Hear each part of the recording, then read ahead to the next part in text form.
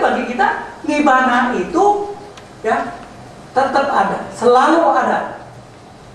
Dan nibana kan yang tidak berkondisi kan, yang berkondisi selalu ada. Apakah? Sang Buddha katakan apa? Oh para biku, ya, apakah Sang Buddha ada atau tidak? Semua perpaduan yang berkondisi pasti apa? Semua yang berkondisi pasti apa? Tidak ke semua perpaduan yang berkondisi selalu apa? Mesti tahu ini salah satu pernyataan Sang Buddha yang jelas sekali ini dalam Dhamma Niyama Sutta. Ya.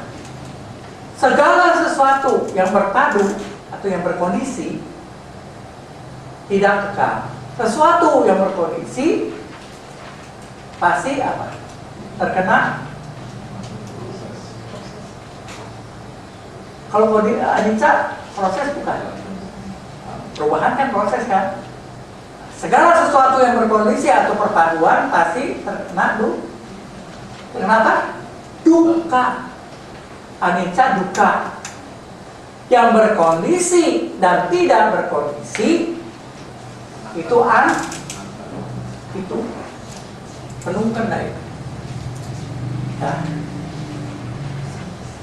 Itu nanti kita belajar di dalam itu, ya. Jadi mesti tahu, ya. Jadi, ya. Ini nomor 1, bagian A itu. Itu yang tidak tercipta itu dalam dulu asal kata. Asal kata. Padahal kan ada satu kata yang memberi arti tak tercipta, yaitu akatan. Akatan itu asal kata, Pak. Akatan. Ya, asal kata tidak terbentuk. Asal kata itu yang tidak berkondisi. Jadi kan ada 4 ya, tidak dilahirkan. Apa ada bang? Tidak tetap menjelma, tidak bertercipta, akatan. Dan satu lagi. Asal kata. Asal kata. Iya. Ini ada kata tidak tercipta, tapi dalam hurufnya asal kata. Iya. Sebenarnya tidak tercipta asal kata. Asal kata tidak berkondisi. Kalau tidak tercipta berarti bukan terdiri dari perpaduan. Kalau terdiri dari perpaduan pasti dia membentuk lagi, mencipta lagi. Asal kata itu. Makanya ada asal kata dan sang kata. Ya, berarti sang kata itu berkondisi. Ya, kalau tercipta, artinya berkondisi enggak? Bisa nggak tercipta kalau ada kondisinya? Berarti tercipta. Kalau asal kata tidak tercipta, tidak tercipta berarti tidak dilahirkan. Kalau Bapak udah punya lupa dosa moha, tidak bisa mencipta lagi. Maksud saya enggak diberikan yang tidak tercipta kondisi gitu, supaya ada pengertiannya sesuai dengan asal kata gitu. Begini ya. Kata itu loh, ini ada kata itu yang tercipta gitu, tidak tercipta. Itulah biku yang disebut yang tidak berarti maksudnya tidak berkondisi. Kalau tidak berkondisi katanya sebenarnya dalam bahasa itu asal kata. Tidak tercipta asal kata. Ya, karena dia tidak berkondisi. Kalau tercipta pasti terdiri dari perpaduan.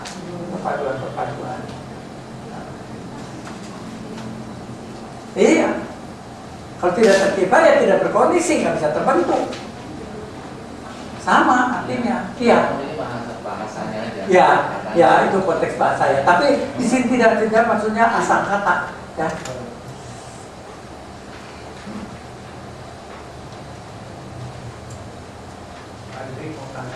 Silakan. Kalau begitu guru kita mengajarkan pemusnahan diri gitu. Hah? Pemusnahan diri. Ya, tidak. Ya. Katanya begini, pemusnahan diri. Kalau kita kagak ingin lahir lagi, berarti kalau kita nirvana dia musnah diri kita. Benar enggak? Ayo coba kata yang tepat supaya kita nanti nggak diketawain. Ini sebenarnya buat bahan-bahan, saya mengantar ini buat bahan-bahan jawaban di luar. Kalau nggak agama Buddha nothing. Sebab kenapa agama nothing belum pasaran? Nanti ya masih dalam tapi dan pengajaran agama Buddha itu masih kurang. Jadi kalau kita di luar ditanya harus bisa menjawab yang tepat. Kalau nggak agama Buddha masih tetap di level yang paling bawah. Bukan level lebih atas, sekurang-kurangnya kita ingin sederajat. Ucapan kita harus sama. Mentahkan belajar dhamma ini jangan cuma tahu A, B-nya kagak tahu. Harus kita tuntaskan belajar ini. Kalau kagak, saya ya udah aja sekali udah cukup. Ibu berapa tahun kita ngajar sekarang? Hah? Biar jelas supaya yang tahu yang lain. Jalan 4 tahun supaya tuntas, supaya mengerti. Itu, ya. Jadi kita nggak boleh putus-putus. Jadi kita ini begini, ini sebabnya begini. Gitu. Ya, bisa udah, ya. Nah jadi yang begini apa? Bisa jelas konteks katanya, ya. Kata aja. Ya kata aja yang beda, ya. Nah di sini ini, padamnya tanha adalah nibbana. Apa betul? Bahwa nibbana itu ya timbul karena tidak adanya tanha. Benar nggak? Karena kita di sini mau dijelaskan yang benar ya, bahwa nibbana apakah ada orang yang terbebas atau tidak, dia tetap yang tidak yang tidak tercipta. Nah, karena kalau yang belakang kalau ada yang sekarang logikanya, kalau ada yang tidak tercipta atau tidak berkondisi, pasti ada yang logis tidak? Nah kita ada di mana? Itu jelas. Jangan kaget kalau kita dalam keadaan kondisi punya loba dosa moha, masih benci sama orang, nggak heran. Tapi ada caranya untuk belajar. Itu sangat sudah tunjukkan. Ya. Nah jadi sebab begini, orang punya pandangan begitu dia terbebas dari loba dosa moha, langsung dia katanya nibbana. Itu salah konteksnya. Ya. Jadi terbebas dari loba dosa moha satu hal, mengalami nibbana sebagai objek dari pikiran lain hal. Karena apa? Nibbana itu objek yang tidak mengandung LDM. Jadi kalau objek nibbana yang tidak mengandung loba, dosa dan moha, yang ada kebencian sama kali terbebas, bersih, harus dialami oleh siapa? Oleh batin yang apa? Suci. Yang juga bersih. Kalau nibbana bersih tidak mengandung loba dosa moha, batin yang mengalami ini harus apa? Juga harus bersih dan terbebas dari LDM. Itu. Jadi kalau kita melatih jalan-jalan mulia berunsur 8, kita bisa membersihkan pikiran kita sehingga kita terbebas dari loba dosa moha. Satu hal. Berarti kita saat itu terhenti loba dosa moha, tidak timbul lagi. Nah, selanjutnya orang yang seperti ini akan mengalami objeknya apa? Nibbana. Jadi nibbana bukan tempat, itu objek itu. Meditasi. Ya. Jadi bukannya tempat, nibbana itu objek pikiran. Kalau kita objek pikiran apa? LDM. Objek pikiran loba dosa moha perpaduan semua. Gua mikir, Pak Gunawan, iya masih lama rupa, perpaduan bukan? Gua pengen punya mobil, cita-cita punya mobil, perpaduan bukan mobil. Nah itu, semua pikiran kita penuhnya sama yang berkondisi terus pikiran kita. Aduh, seandainya gua punya itunya apa? Punya gedung, berkondisi kagak? Itu pikiran kita. Nah kalau ingin punya gedung berarti mengandung apa? Loba. Gue benci sama tuh orang. Kenapa bisa begitu? Karena moha. Nah kita belajar di sini supaya apa? Sebenarnya mohanya yang dihilangkan apa lobanya dulu? Yang sebagai penyebab dari loba dosa apa? Moha. Jadi yang mesti dihilangkan apa? Moha berarti apa? Tidak mengerti. Kegelapan harus apa? Dikikis dengan apa? Belajar. Hah?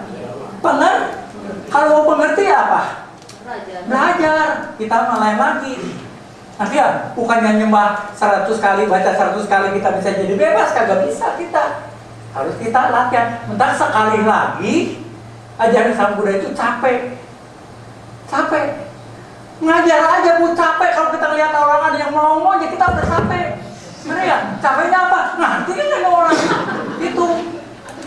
Ya, bentar kalau dia cerita itu. Ya, betul lah. Mata ini jendela dunia. Jadi kita bisa lihat patah-patah orang. Entah kan sayang kalau kita udah belajar, tapi saya udah jejeritan sekarang. Ini minggu depan kagak datang percuma. Aneh nggak? Betul nggak? Nah itu jauh-jauh dari Bogor datang. Yang di Bogor Jakarta sama Jakarta karena mau kan tuh. Gimana rasanya? Sayang kan? Dan ini nanti kalau udah di luar ditanya, Pak, Bapak agama apa ya? Oh saya agama Buddha, bangga. Kalau agama Buddha tujuannya apa Pak? Oh di mana? Oh sama dong, saya juga surga. Oh iya, mati kan? Udah gitu. Ya, jadi kita mesti bisa terangkan. Oh Pak, nggak boleh kasar nggak? Surga di mana ini lain lagi. Nah kita bisa terangkan kalau kita apalagi udah belajar dari yang pertama. Yang pertama kita itu ada 4 pokok ya, pola pikir. Yang sebenarnya umat Buddha udah nggak boleh bertanya Tuhan ada kagak. Ya, tujuan akhir sudah ngerti. Keyakinan saya apa sudah mengerti, udah nggak bisa didobrak lagi. Itu pengokoh ikatan dan kita belajar dhamma. Baru kita bisa belajar apa inti-intinya aja. Sebabnya kita belajar ini dogma, doktrin, ajaran. Sang Buddha kagak ngajarin kepercayaan, yang ngajarin ajaran yang harus mau kagak mesti bisa belajar. Jangan coba pulang sekarang ditaruh. Begitu pulang dia taruh di atas lemari. Cuma ada, coba dilihat-lihat yang tadi diajar deh. Mau bingung tuh, si bapak ngajar bener apa kagak? Apa nih maksudnya? Tanya anak kita, kita belajar. Nah inilah, kalau sebab kita punya bahan ini, ada yang dipanggil 4 pokok pola pikir. Jadi kalau mau jadi Buddhis, kita mesti punya 4 pola pikir. Jadi kalau kita mau ngomong sama orang juga tentang Buddhis, itu pandangan salahnya mesti kita babat dulu, baru kita cerita sama mereka. Ya, jadi ini 4 pola pikir ini memang diajarkan sama kita, harus diketahui oleh umat. Ya cuma sayangnya saudara waktu sekarang kan saudara ini, jadi nanti akan kita berikan tapi penjelasan yang lebih itu dah lebih sedikit agak detail ya. Tapi kita lanjutkan dulu sekarang supaya ini selesai ya penyebab Nibbana itu ya. Nah, jadi Nibbana sudah tahu ini udah bicara tentang tujuan ya. Nah, di sini nomor C apa? Pak Darmawan kira-kira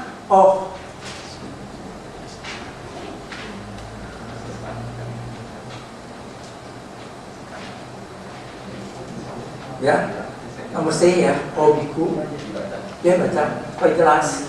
Biku di antara benda apapun juga yang tercipta maupun yang tidak tercipta, maka iraga atau sikap yang tidak terpengaruh adalah yang paling tinggi. Ini berarti bebas dari kesombongan, menghancurkan kehausan, membasmi kata-kata, memutuskan kelangsungan, padamnya tanha, dan tidak terpengaruh. Itulah yang penting. Nah, artinya orang kalau yang bercita-cita dalam pikiran ini terbentuk selama konsep kapan saya Nibbana, kapan saya mencapai Nibbana, biar dia berlatih. Nah, bisa. Karena dia masih terikat oleh waktu yang tidak berkondisi. Ya, ingat. Contohnya siapa? Bante Ananda. Sewaktu Bante Ananda harus menghadiri sidang agung yang tertinggi yang pertama, ya, dia harus hadir, tapi dia rasanya harus menanti supaya mencapai tujuan dulu, Nibbana. Kalau dia tidak merealisasikan Nibbana, sebab yang akan duduk di dalam seluruh sidang itu ada berapa? Ada 500 arahat. Ya kalau dia sendirinya bukan arahat, kan dia jadi ya kurang afdol, dia mau bicara apa juga. Nah, waktu itu dia ingin sekali mencapai, ada keinginan. Itu yang tadi itu yang kata siapa?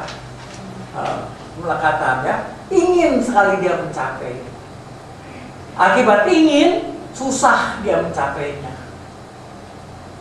Waktu itu kata ini keluar, dilepas semuanya. Waktu dia lepas semua, udahlah mau sampai apa kata menjadi masalah. Pokoknya sudah berlatih. Sekarang saya mau tidur. Detik kepalanya mau sampai ke batang, saat itu dia merealisasi kebebasan. Nomor satu, langsung objeknya nih mana itu. Ya. Nah, jadi kalau diinginkan di mana itu nggak bakal sampai. Meditasi juga ya. Kalau kita meditasi, ya, kapan saya terpusat?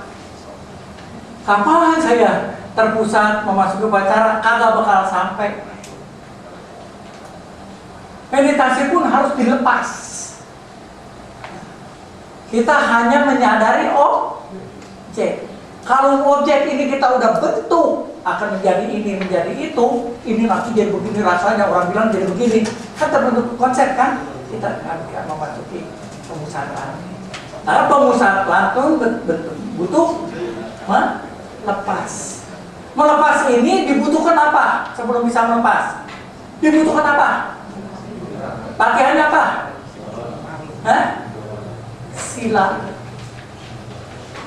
Sementara orang kalau tidak melaksanakan sila, dia mau meditasi, rasanya rada bingung saya itu gimana tuh. Ada ya? Jadi dia mesti punya moral dulu. Dengan moral yang baik, yang luhur, yang bersih, baru dia bisa masuki. Tapi gimana dia kalau meditasi pikir, kerja untuk musuh mati teh? Bisa nggak kita terpusat? Bisa nggak? Nggak bisa. Kalau tadi itu barang gua ambil aja pokoknya, gua untung. Bisa nggak? Pecah lagi. Hah? Nah itu.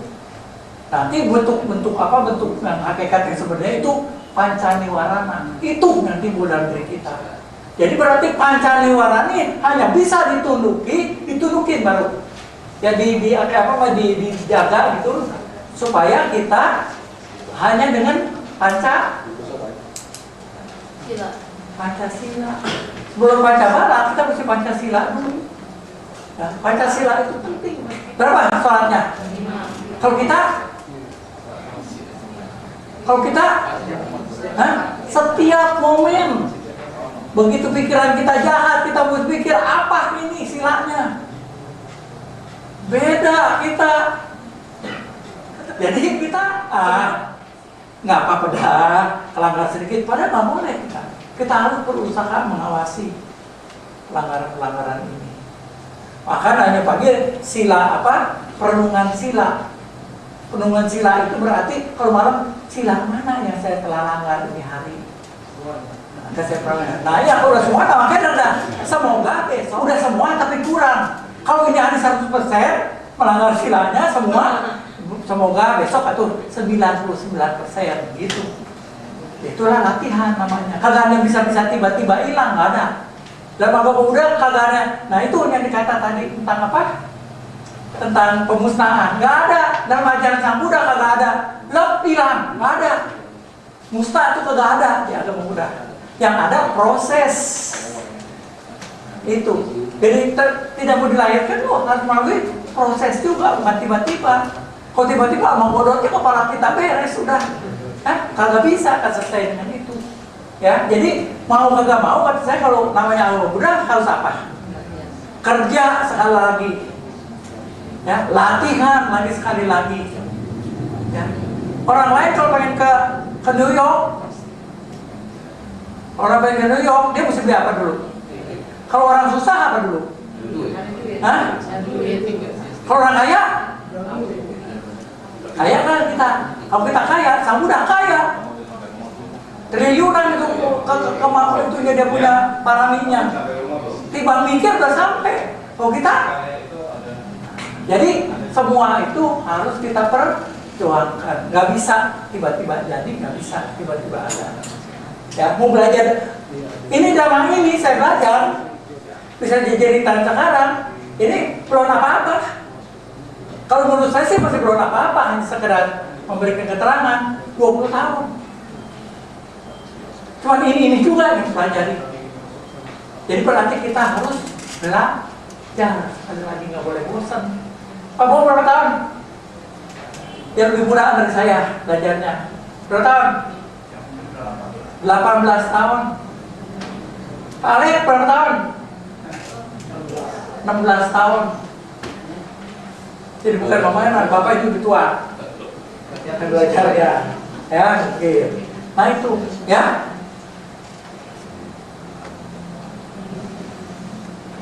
Nah sekarang kalau kita berbicara tentang nibbana, karena orang memandang nibbana itu pasif sifatnya, negatif, kayak soal penghancuran.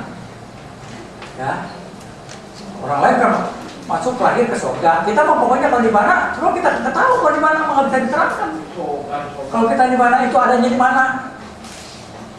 Sebab banyak nggak bisa diterangkan oleh yang hal-hal yang ya konservasi yang berkondisi nggak bisa menerangkan nibbana. Karena itu apa? Kenapa? Nibbana itu nggak bisa terangkan kenapa? Objek pikiran sih. Objeknya dan pengalaman. Sekarang saya tanya aja satu yang paling gampang. Ya, Bapak ini yang udah katanya makan asam garam, Bapak ini. Coba Bapak terangkan asin bagaimana rasanya. Coba Bapak terangkan. Asin bagaimana rasanya? Hah? Bisa Bapak terangkan ya nggak? Karena itu pengalaman. Kalau kata saya, Pak, ini makanan asin. Saya udah makan, Bapak udah makan asin. Bapak coba tahu nggak? Itu. Nibbana itu seperti itu. Jangan direka-reka. Karena dia dialami oleh pikiran dia sendiri. Ya, hati-hati tentang nibbana. Kebebasan itu hanya dialami oleh pikiran kita sendiri. Jadi bukan negatif, nggak menghancurkan. Ya. Kalau menghancurkan berarti apa? Bagaimana? Kalau menghancurkan istilahnya kan? Begitu Sang Buddha merealisasi nibbana umur 30 tahun, kalau dia sifatnya menghancurkan di sini berarti apa? Mencerminkan penghancuran diri. Bagaimana tuh? Sang Buddha sudah merealisasi nibbana.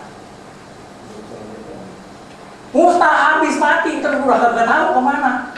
Tapi nyatanya Sang Buddha udah merealisasi nibbana apa? Dia masih mengabdikan dirinya. Sebenarnya kalau mau lihat kita apa yang lebih jelas lagi, orang cerita tentang surga. Ada nggak yang dari surga balik lagi sini? Ada nggak? Tapi kalau Sang Buddha merealisasi nibbana, waktu dia masih umur berapa? Umur 35 sampai umur 80, ada nggak orangnya? Ada. Dia mengalami kebahagiaan yang tertinggi.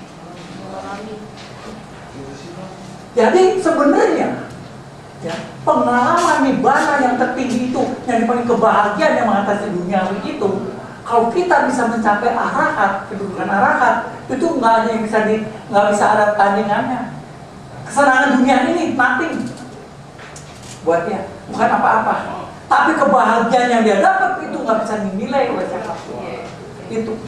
Kalau kita kata apa, ya, saya paling senang suka makan gesial acar. Kalau saya bilang gesial acar enak nggak? Enak makanannya. Kalau nibbana nggak bisa diterangkan begitu. Kebahagiaan yang mengatasi surgawi, mengatasi Brahma, mengatasi ketenangan, dia betul-betul dalam keadaannya, betul-betul sadar hidupnya. Itu nggak ada duanya kebahagiaan nibbana itu. Absolut sifatnya. Itulah. Jadi tujuan kita yang tertinggi itu bukan untuk dilahirkan kembali, bukan masuk surga. Surga mau bagi kita cuma apa? Gardu. Gardu buat nunggu, ngerti nggak? Semoga kalau lahir kita di surga, kan kita lahir di tempat yang baik kan? Semoga kalau lahir lagi, masa tuh di tempat yang baik lahir ke tempat yang buruk, nggak mungkin. Kita lahir bisa tempat keluarga yang lebih bermoral, bisa lebih baik, belajar agama yang bisa lebih bagus. Gitu. Ya. Nah, jadi di sini nibbana itu betul-betul apa yang tidak bisa sampai jam berapa ya? Pas kan udah? Pas ya? Udah habis kan? Ya. Jadi nibbana ini sekali lagi pengalaman. Jadi saya akan tanya lagi sekali lagi. Nibbana itu apa sih? Nih yang dipanggil nibbana itu apa sih? Objek batin yang apa? Yang tidak mengandung loba, dosa, moha. Jadi berarti yang suci dan yang bersih. Tujuan kita itu bukan. Tujuan agama Buddha kita nibbana bukan? Hah? Belum tahu Pak. Sekarang punya loba dosa moha nggak? Sedikit. Keren amat itu.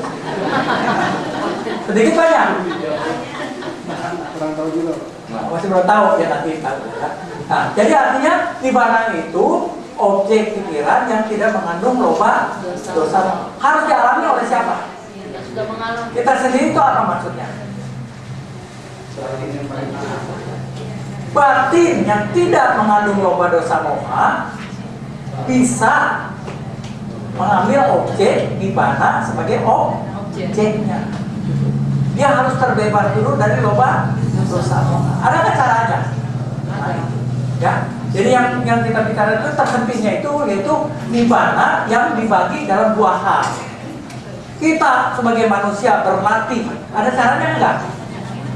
Dengan caranya Sang Buddha berikan kita berlatih, dari memasuki berlatih ini kita memasuki nanti satu tahap di mana kita terbebas dari loba, dosa, moha.